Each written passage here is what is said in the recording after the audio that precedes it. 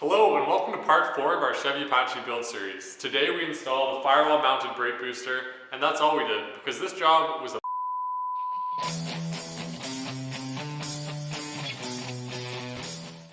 Alright, so we're moving from the rear of the truck to the front. This area under the dash will be my home for the next couple days. First, I removed the stock booster, which was already leaking. This is a huge safety concern, as if it gives up then there are no brakes at all. With this new system we'll have 2 lines, so if one fails we won't lose braking completely. To install the booster we have to remove the stock steering column brace, which you can see in this handy diagram included with the new booster. Removing the stock brace is by far the worst part of this install, but we'll talk through it and I'll show you how I did it. First, remove the bolts holding the handbrake to free up some room under there.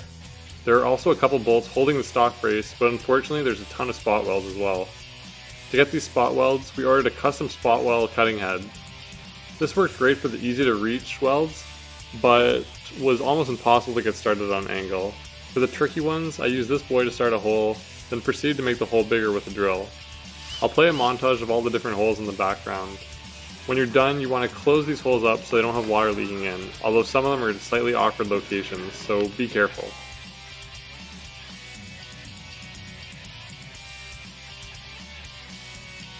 With what I thought was all the spot welds removed, we tried pulling out the brace. I'd read it was easier to remove if it was cut in 3 pieces, so I grabbed some more tools and eventually broke it down. One spot weld I was unaware of was right at the front of the brace by the steering column. Can't really drill this one out, but we managed to break it off. After looking at the brace for so long, it was a welcome sight to see the shiny replacement. You need to drill a 2.5-inch hole to slide the booster through a very specific location shown in the instructions. To drill the hole, we picked up the hole saw and rigged up a jig as we didn't have an adapter for it. To make it a bit easier, I opted to install the brace first and then drill the hole.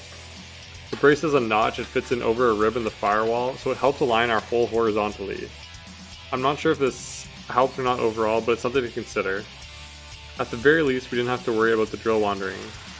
With the hole drilled, it's best to file down the edge to avoid sharp pieces cutting the rubber boot on the booster.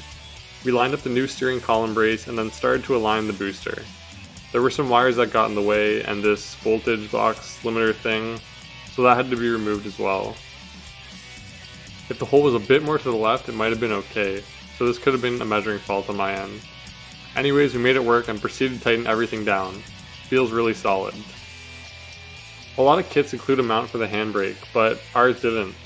So with a bit of trimming, the old brace can be used again on top of the new one. It's a little bit flimsy at the moment, so we might tack it down once we've run our brake lines and have everything working. Another advantage of this new booster is the pedal height is much more friendly, especially for someone as tall as I am. Although it's still a little bit awkward and I kinda have to straddle the wheel. So that's the booster in. Next we're going to continue with the brake upgrades and swap our front drums for disc brakes.